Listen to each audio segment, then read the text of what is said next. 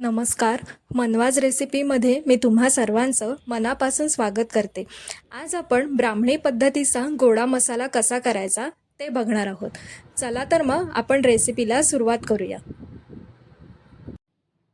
गोडा मसाला करण्यासाठी मी इथे 1/2 किलो धने, 1 वाटी सुकं खोबरं, पाव वाटीपेक्षा थोडे कमी पांढरे तीळ, 50 ग्रॅम जिरं, 10 ते 15 ग्रॅम शहाजिरं, 3 ते 4 दालचिनी, 5 ते 10 लवंगा घेतलेल्या आहेत.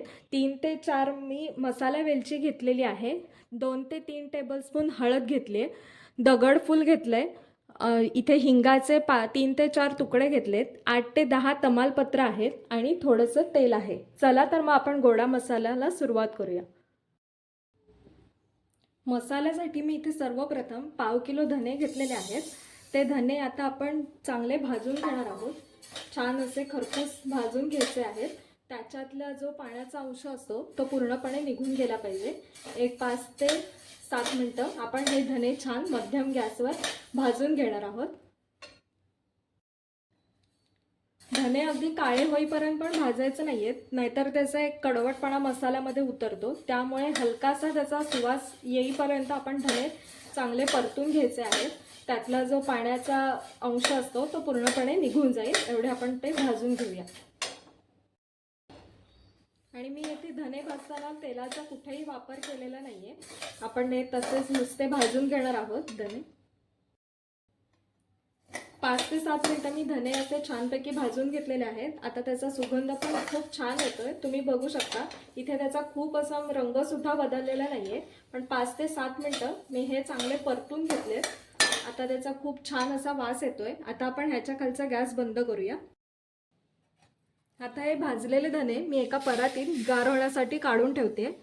असे पसरून ठेवूया म्हणजे बाकीचे मसाले भाजून होईपर्यंत हा व्यवस्थित गार होतील. त्यानंतर मी याच्यामध्ये जे सुकं खोबरं किसून घेतलंय 1 वाटी ते घेतलंय. ते सुद्धा आपण चांगलं लालसर रंगावर भाजून घेणार आहोत. इथे आपण हे मसाले करताना कुठेही पाण्याचा वापर करणार नाही आहोत. हे आपल्याला साठवणीसाठी करायचे आहेत. त्याच्यामुळे कुठेही याला पाण्याचा हात लागू द्यायचा नाहीये. व्यवस्थित ते असे चांगले भाजून घ्यायचे.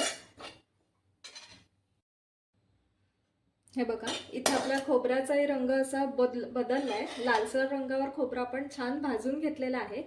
यामध्ये मी कुठे पाण्याचा किंवा तेलाचा वापर केलेला नाहीये. खोबऱ्याला आपलं स्वतःचं असं तेल असतं, त्याच्यामुळे मी ह्यात सुद्धा तेलाचा वापर कुठेही केला नाहीये. आता आपण या खालचा गॅस बंद करून जे आपण धने गार करायला ठेवले त्याच्यामध्ये आपण हे खोबरं काढून घेऊया. त्यानंतर पांढरे तीळ घेतले ते भाजून घेऊया. पांढरे तीळ सुद्धा हलक्याशा रंगावर आपण चांगले भाजून घेणार आहोत. आपल्या तिळाला पण छान असा रंग आलेला आहे. तीळ पण छान खरपूस असे भाजले गेलेले आहेत. आता हे पण आपण त्यामध्ये ॲड करून घेऊया. त्यानंतर हे 50 ग्रॅम जिरा आहे ते भाजून घेऊया आपण. ते पण व्यवस्थित असं परतून घेऊया. छानपैकी त्याला परतून घ्यायचंय. हे जे सगळं गोडा मसाल्याचं प्रमाण आहे ना ते माझ्या आजीने मला सांगितलेलं आहे. त्याचप्रमाणे मी हा गोडा मसाला बनवते. तुम्ही पण एकदा असा मसाला नक्की करून बघा. जिरं सुद्धा चांगलं भाजून झालेलं आहे. ते पण आपण काढून घेऊया एका भांड्यात. 10 ते 15 ग्रॅम शहाजिरं घेतले. ते सुद्धा आपण छानपैकी असं त्याचा छान सुवास सुटेपर्यंत भाजून घेणार आहोत. छान असं हे परतून घेऊया आपण. हे जे ताजे मसाले आहेत त्याचा वास तर किती सुंदर येतो ना. मग ते खायला सुद्धा खूप छान लागतात. कुठच्याही भाजीत म्हणा किंवा आपण जी साधी मुगाच्या डाळीची खिचडी करतो त्यामध्ये सुद्धा हा मसाला अतिशय सुंदर लागतो. 2 ते 3 मिनिटं हे शहाजिरं सुद्धा मी परतून घेतलेलं आहे. त्यानंतर मी या कढईमध्ये थोडंसं तेल घालून घेणार आहे. तेल घालून घेऊया आपण.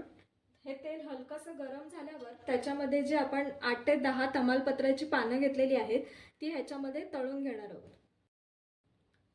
तेल हलकंसं गरम झालंय त्याच्यामध्ये ही तमालपत्र टाकून घेऊया. ही पण छान तळून घ्यायची आहेत. ह्याच्यामध्ये पण पाणी कुठेही राहिलं नाही पाहिजे. त्याचा रंग बदलेपर्यंत आपण ही पानं तळून घेऊया. इथे या तमालपत्रांचा हलका हलका रंग बदलायला लागलाय, तरी आपण अजून एक 3 ते 4 मिनिटं ही छान तेलामध्ये तळून घेणार आहोत. हे बघा, इथे ही सगळी तमालपत्र तळून झालेली आहेत. आता ही मी एका ताटलीमध्ये काढून घेते. सगळी अशी एका ताटलीत काढून घेऊया.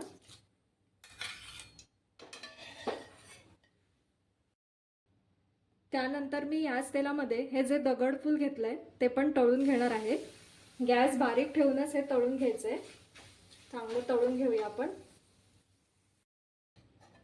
दगडफूल सुद्धा आपलं छान असं भाजून झालेलं आहे. आता मी ही जी तमालपत्र ठेवले त्याच्यामध्येच हे तळलेलं दगडफूल मी काढून घेते.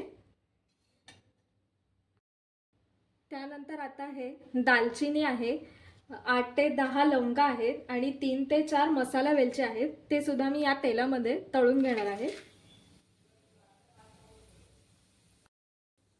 हे सुद्धा अशा प्रकारे आपण व्यवस्थित तेलामध्ये तळून घेणार आहोत.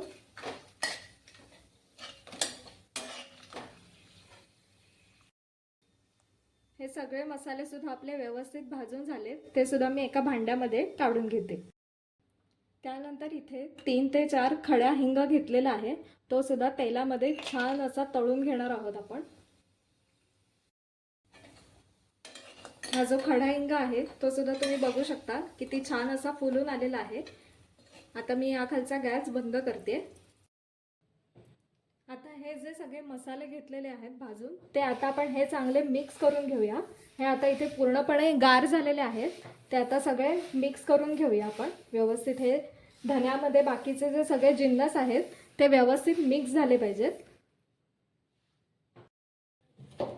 आता हे जे भाजून घेतलेले सगळे जिन्नस आहेत ते आता आपण एक एक करून मिक्सरमध्ये बारीक करून घेऊया, किंवा तुम्ही हे गिरणीमध्ये सुद्धा दळायला देऊ शकता. पण मी हे घरीच मिक्सरमध्ये छान बारीक करून घेणार आहे. सर्वप्रथम जे आपण हे धने, त्याच्यानंतर पांढरे तीळ वगैरे हे घेतलंय ते मिश्रण आपण पहिल्यांदा मिक्सरमधून बारीक करून घेऊया. हे बघा, आपले इथे धने, जिरं, पांढरे तीळ असे हे वाटून झालेले आहेत. तुम्ही बघू शकता याला कलर किती छान आलेला आहे. आता आपण हे एका परातीमध्ये काढून घेऊया आणि जे बाकीचे उरलेले धने आहेत ते मी परत अशाच पद्धतीने सगळे मिक्सरमधनं काढून घेते. हे सगळे धने, जिरे, तीळ वगैरे ह्याची सगळी पावडर करून झालेली आहे. आता हे जे सुकं खोबरं आहे ते पण आपण मिक्सरमध्ये बारीक करून घेऊया. इथे खोबरं पण आपलं मिक्सरमधनं फिरवून झालेलं आहे. त्याच्यानंतर हे जे तमालपत्र, दालचिनी, त्याच्यानंतर मसाला वेलची, हे जे सगळे आपण मसाले वेगळे तळून घेतलेले आहेत ते सुद्धा आता आपण मिक्सरमधनं फिरवून घेऊया.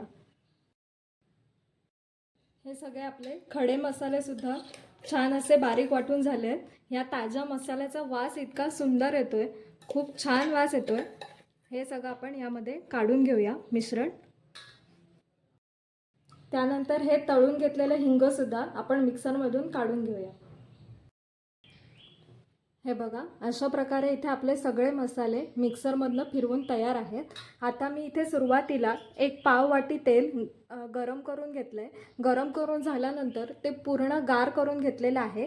त्यानंतर जी सुरुवातीला मी 2 ते 3 टेबलस्पून हळद घेतलेली आहे ती पण आपण या मसाल्यामध्ये घालून घेऊ. याऐवजी तुम्ही मसाला हळद जो मिळते हळकुंड त्याचा सुद्धा वापर करू शकता. त्यानंतर हे जे गरम करून गार केलेलं तेल आहे ते सुद्धा मी या मसाल्यांमध्ये घालून घेते. साधारण एक पाव वाटी तेल मी यामध्ये घातलेलं आहे. त्यानंतर हे सगळे मसाले ह्या तेलामध्ये एकजीव करून घेऊया. अशा प्रकारे आपल्या इथे ब्राह्मणी पद्धतीचा गोडा मसाला करून तयार आहे. तुम्ही सुद्धा यावेळेला या पद्धतीने या प्रमाणात गोडा मसाला नक्की करून बघा. आणि माझी रेसिपी आवडली असेल तर माझ्या रेसिपीला लाईक, शेअर आणि सबस्क्राईब नक्की करा.